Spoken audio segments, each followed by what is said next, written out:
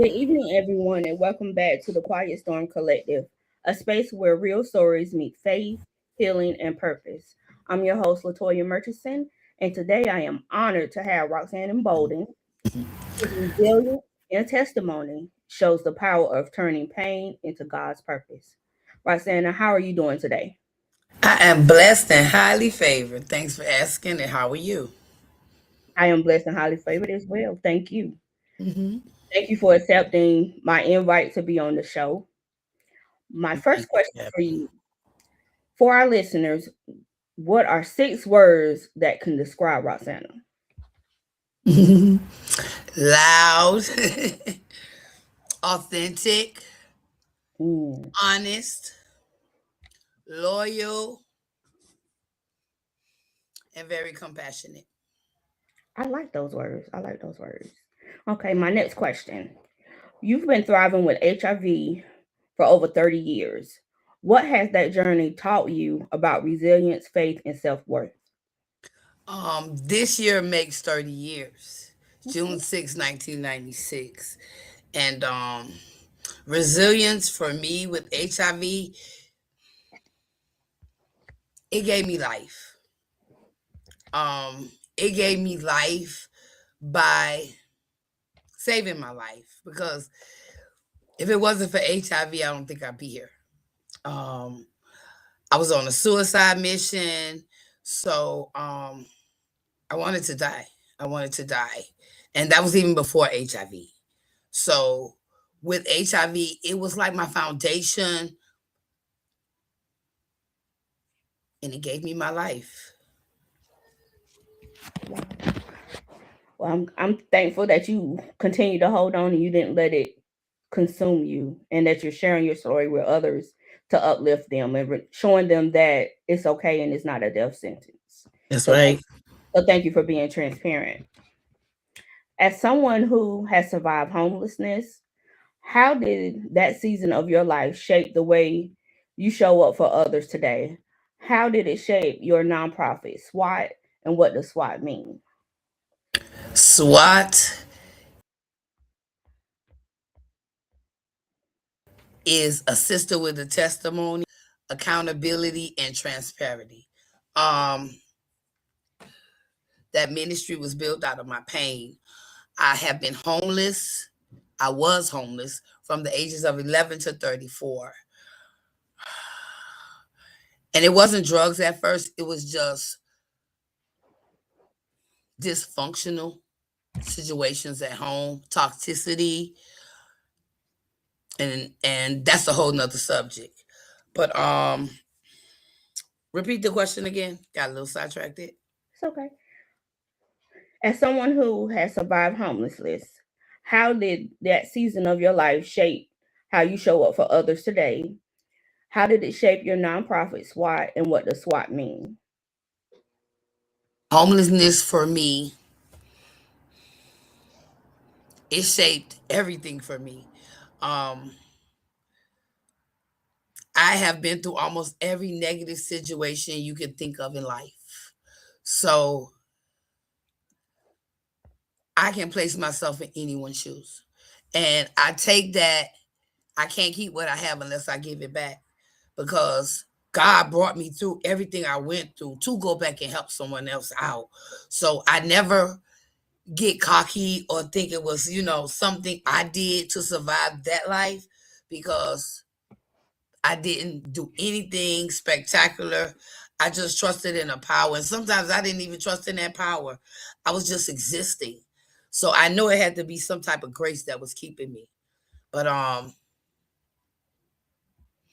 the despair, I try to use my life as a testimony to others and let them know that if I can make it through, you can too. Right. So it shaped me to be a resilient woman, a powerhouse, a overcomer, somebody that goes over and beyond and never forget where they came from. Amen. There are so many layers to your story: homelessness, addiction, HIV, and healing. Which part of your journey was the hardest to face and why?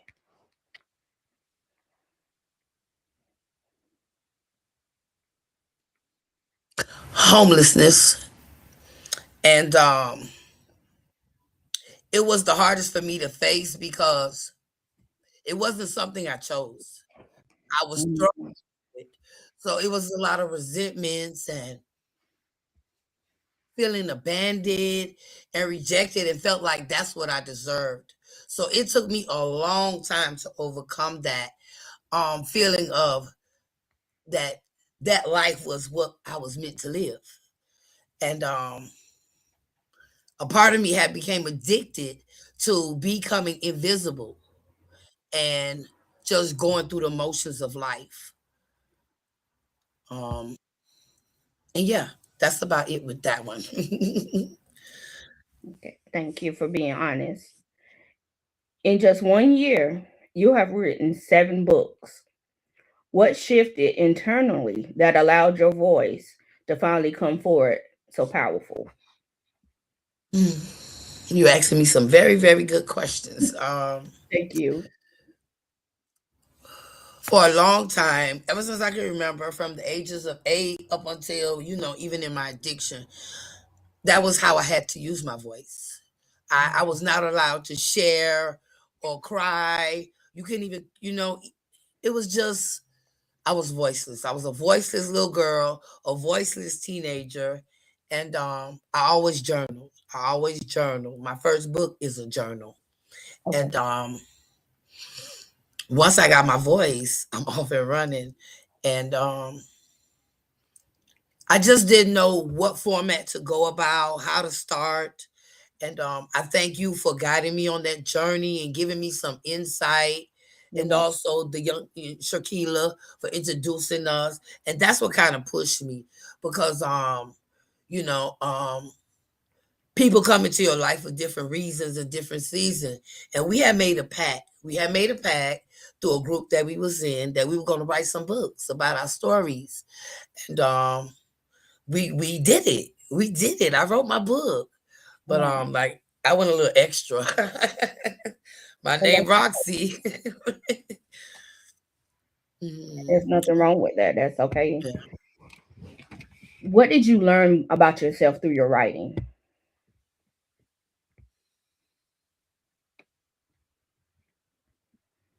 That I was very strong.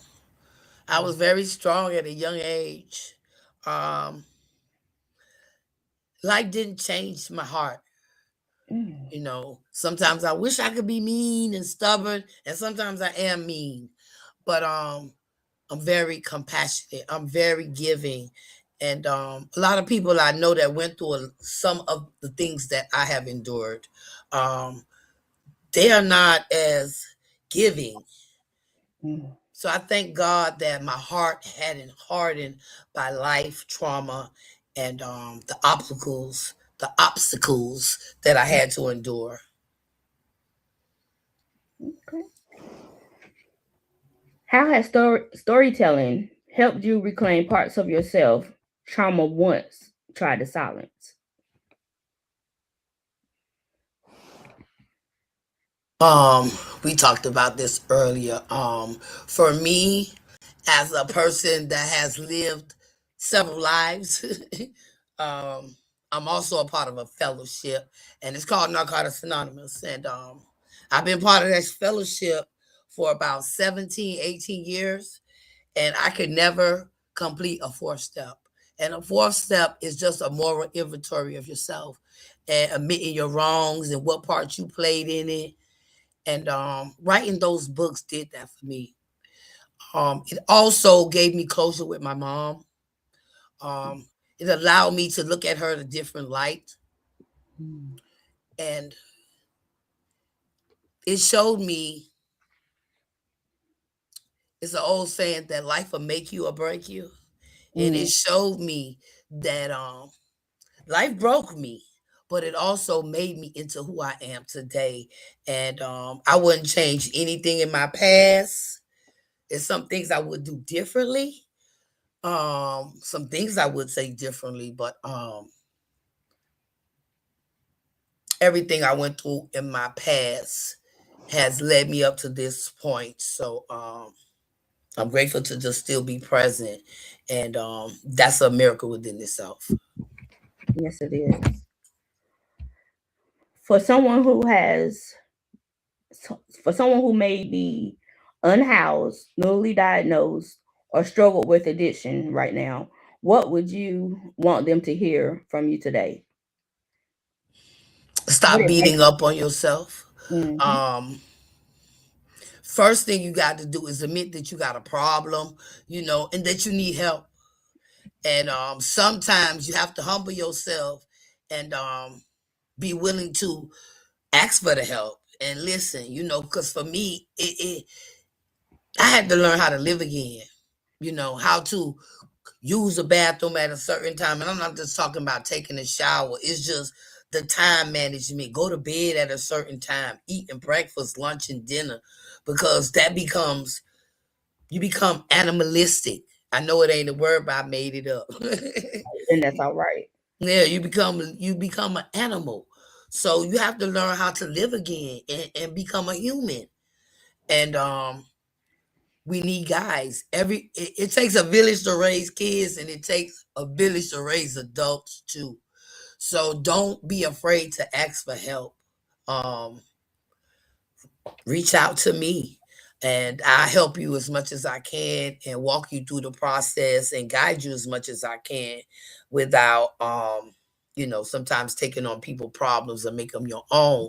But I'm here. I'm here. So, don't beat up on yourself. Ask for help, and be willing to accept the help. Right. What barriers did you face dealing with HIV? Mm. Whew. Straight off the top, barriers were medication adherence. I dealt with stigma in my own family, within my own family. So, financial insecurities, transportation issues, housing issues, because if you didn't have a certain CD4 account, you didn't qualify for this, or you had to have this kind of paperwork. So I went through it all. I went through it all.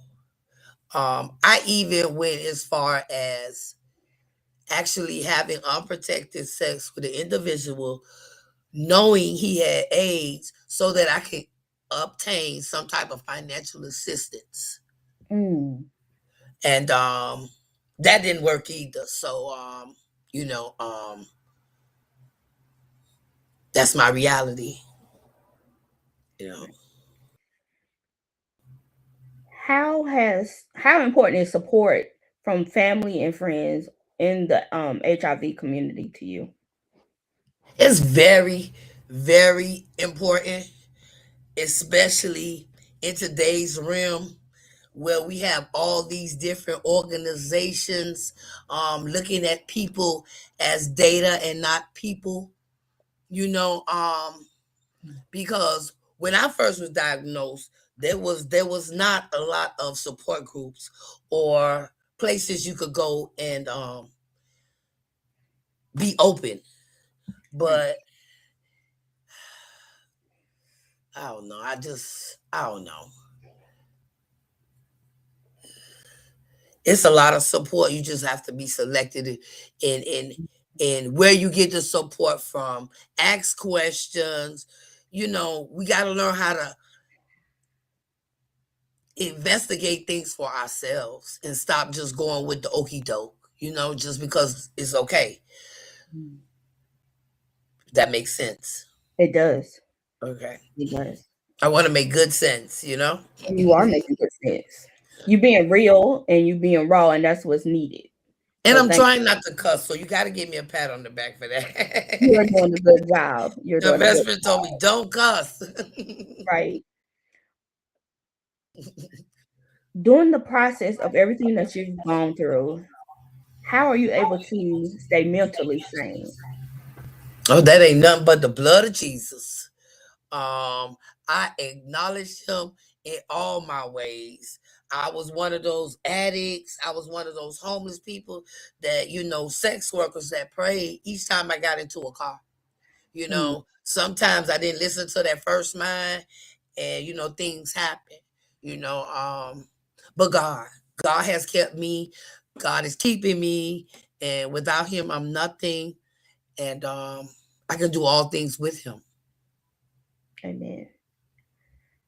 As an author, advocate, and a survivor, how do you put, well, this another reason, protect your peace when you're helping others? Mm. Um, I have learned a lot of boundaries doing this ministry work because, and I've lost a lot of people. I've lost a lot of people, acquaintance, people I thought that had my best interests at heart because I've learned that people want to see you grow, but again, this is not a competition. It's not about egos. It's about souls, you Mm. know. But people want to see you grow, but they don't want you to get bigger than them. Mhm. And I have this philosophy of life that at the end of the day, we all gonna die. We got to die and leave here, and I gotta answer to somebody that you know could put me in hell, and I don't live here, hell on earth here. I don't want to go somewhere where my body is going to be burning for the rest of my life. I want to have some type of peace. Mm. So, that's just where I'm at. Okay. We have a question from one of our listeners, Shakila Shaw. Uh-uh. She said, as the CEO of your own organization and an author, what's next for you? Our next mission is to acquire a location for our headquarters. And it's going to be called the Oasis Foundation. It's going to be a safe haven for the community to come rest, restore, and access information and resources as far as doctor care, medication, HIV testing. There'll be drug treatment referrals. We're going to have the whole nine works. And God is doing a lot of things behind the scenes. And yeah, that's about it. I'm also working with Whole Foods. They are trying to give us a van to be a mobile food dispensary for their organization. They also have Meals on Wheels, and they liked in my proposal. So there are a lot of things behind the scenes, and we're also now dealing with the men, and we have a youth program as well. Congratulations. That is big. I can't wait to see what Oh, thank comes from this new season in your life. Me too. Me too. You, God is just blowing my mind. And, mhm, I am actually walking in the prayers of my grandmother, the relationship with my mom. But I know she prayed for me because there's no way possible that I'm able to do what I am doing after all that I've been through and be in my same mind. So I'm just grateful to God for what He has done in my life and what He's continued to do within me. Because I am a transformed woman sitting before you. So I'm just grateful. amen. Are there any organizations or people in the community that you would like to recognize right now that have helped you get to where you are? Oh yes, yes. For number one, she's on the call, Shakila Shaw. She started this organization with me. We both used to ride in both our cars and go from spot to spot. And I love her immensely. Sometimes my words don't come out. I cuss better, but sometimes when I talk, it just don't come out right. But she know what I mean. And there's a whole lot of women that have poured into me over the years. Some of them are not here. Some of them still are here. Some of them we ain't speaking, and Mm. it hurts me. But I know we grow. We grow out of people, Mhm. and it has to be okay because sometimes you can't take everybody with you, and I have to do what I have to do because I have answer to God. But Miss Vanessa Mills, Marsha Hanley, Calinthia Nunley, um, Shanisha Dale, my husband. Mm. Um, I'm looking at her picture right here, Wilbertine Berkeley. If it wasn't for her, I don't even think I would have made it back to the rooms. Um, she came back and she came back and made sure I got into treatment and supported me until I was able to stand on my own. And she lit a fire in me and it hasn't stopped burning since. Doreen Besner, so many people I can name. My grandmother, I gotta thank her because even through all my addiction, she always used to send me money, knowing what I was Mm. doing. She never Mm. judged me. She loved me in spite of it. Um, Miss Betty Ann Tillis, that's another lady that took me under her wings and loved me like I was her daughter. And it's just so many people. My mom, I want to thank her for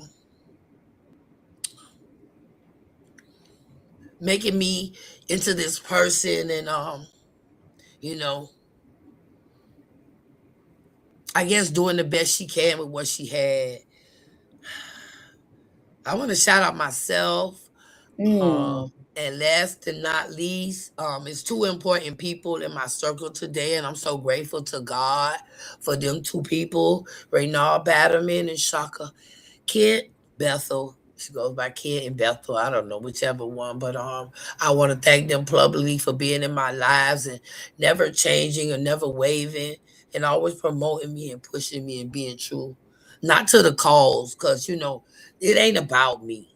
It's about Mm. souls that we gotta serve. So that's about it. My church family, Antioch, my pastor, and it's just so many people. My first sponsor, Elaine. I got a lot of people. It's okay.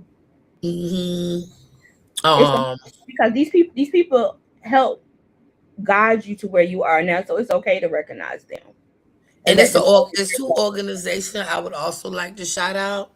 you're okay. And the first one would be the University of Miami, because as a habitual career criminal, they don't hire felons. But I worked at that institution for 5 years, and that's a pat on the back. Some of the same methods that they follow today, they got from me. Um, and I also want to shout out my number one testing organization, which is Can Community Health Center. Mhm. Um, they have been with me from the beginning, and I salute them and I support them and I appreciate them for pouring into me. And AHF Black as well. That's another organization that supports me. Okay. Ooh, that was a lot. It's okay. Looking ahead, what is the legacy you hope your work, your words, and your testimony leaves behind? That she had a rough start, but Mm. wow, she finished off with a bang. Mm. Yep. And you're not finished. You still have more to add to your testimony and your legacy. Yes. hmm Do you have Yeah. any final words of encouragement to the listeners? To thy own self be true. That's Mm. something I always told myself, and sometimes I had to bend. I had to bend a little bit, but to my own self, I always stayed true. And that's why the DACA stand in my truth, because I've Mm. never waved. I've always been authentic. You know, and why when you at first asked me words to describe yourself, I said loud. Mm. Because I've been silenced for so long. So now you're gonna hear me, whether you want to or not. You're gonna see me, whether you want to or not. So I'm present. I got one more question. Did you have a passage or anything you want to read from one of your books? Yes, And yes, please tell us yes. give the names of your books and how they can purchase them. You want me to give all the names? Sure. Okay. The first book I wrote. You can give the names and a little bit about each book. Okay. The first book is From Hopeless to Hopeful. and that was my journal. And this book is just about how I overcame my addiction, sex work. I was addicted to being a sex worker, and it talks about that. It talks about the men in my life that abused me, my first HIV diagnosed, and some of the stigma as well. That's in the first book, from hopeless to hopeful. And my second book, excuse me, is A Sister with a Testimony. It is a trademark organization, and it is a nonprofit organization. And this book is basically about being from rags to riches, not materially but spiritually. I'm a very spiritually and kind, and very spiritually in kind person. I feed off of energy, and this book talks about more challenges that I had to face, the trauma of my son. I lost my son; he was a stillborn. It talks about me getting shot in the eye. It talks a lot about my addiction. And then it also concludes with when I start developing the ministry, and how it came about, and the name, how it came about as well. Um, my husband and a dear friend of mine came up with the name, A Sister with a Testimony. I wanted to be called the Good Samaritan, but it didn't have a good ring to it. So they came up with that and the acronym SWAT, and that's how it stuck. And this book here, the third book, In the Fog, The Favor of God, and that's what it really talks about, me coming out of the fog of just everything of life, what it did to me, and how it tried to break me, and how I leaned on God through everything, and how I came out of the fog, and now I can actually be the productive member of society I am today. I also have poems. These poems that I wrote in these books are mine. I used to write. So and my last book that I have with me right now is my full poetry book. It's called Spoken Words Ascending Truth. And it's just different versions of my life. I have poems on HIV. I have poems on AIDS. I have poems on lust. I have a poem on my mom, my siblings. And they're really spoken words, stuff I was feeling. And I just wrote it. Some of them rhyme, some of them don't. But each one of them came from my heart and my soul. And I have a book called Endurance. The title speaks for itself. It kind of combines everything in these four books, and goes into more detail with my mom about being her caregiver and the Alzheimer's. And it also talks about that disease. It goes into a lot of detail about my relationships with the women and men in my life. And that's about it. How can they purchase a copy of your books? Say it again. How can they purchase a copy of your books? Amazon Kindle. Um, I can share the link, and I'm learning how to do that too.